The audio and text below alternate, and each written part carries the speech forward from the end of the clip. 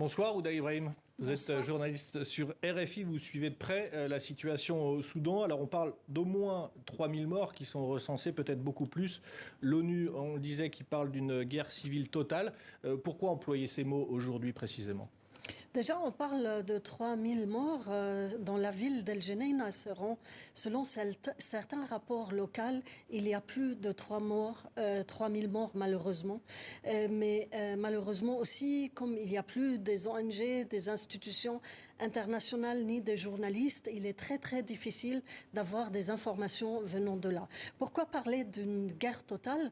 Parce qu'aujourd'hui, de plus en plus, on a des villes, on a des régions où il n'y avait pas de guerre. Et ça commence par exemple en Île Bleue, ça commence au nord Kordofan où la ville de l'Obaïd a encore eu des combats très violents aussi. Et lors de ces combats, on n'a même pas un chiffre de morts parmi les civils, mais il y a toujours des civils qui sont morts. Nous, on parle beaucoup de Khartoum, de Omdurman qui est à côté, ou de Bahri, parce qu'il y a plus d'accès, il y a plus d'informations. Mais dans toutes les autres villes, il y a aussi des combats.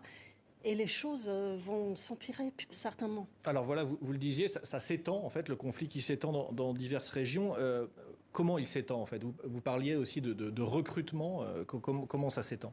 Bien sûr. On a vu dans les 2 semaines précédentes l'armée qui a appelé tous les Soudanais qui peuvent porter des armes à intégrer l'armée soudanaise. Et donc, il y a eu beaucoup de réponses des chefs de tribus dans le Darfour, mais également dans d'autres endroits du pays.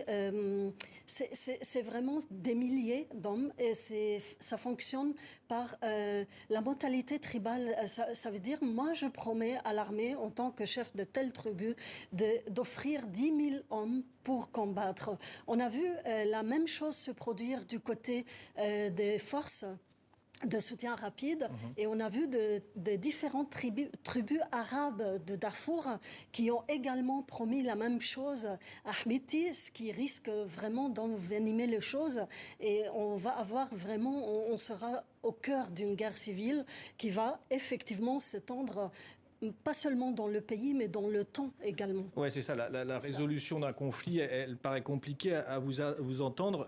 Est-ce qu'il y a des solutions ? Est-ce qu'il y a des essais ? On parle de l'Égypte qui a convoqué une conférence la semaine prochaine. Qu'est-ce qu'on peut en penser ?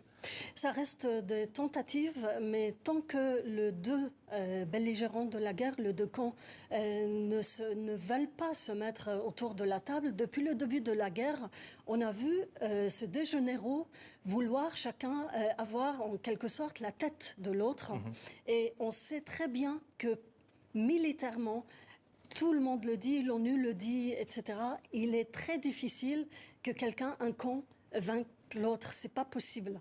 Et pourtant, la volonté de s'asseoir à la table de la part de 2 généraux n'existe pas pour le moment. Donc, à partir de ce moment-là, il est vraiment très, très difficile d'avoir une solution.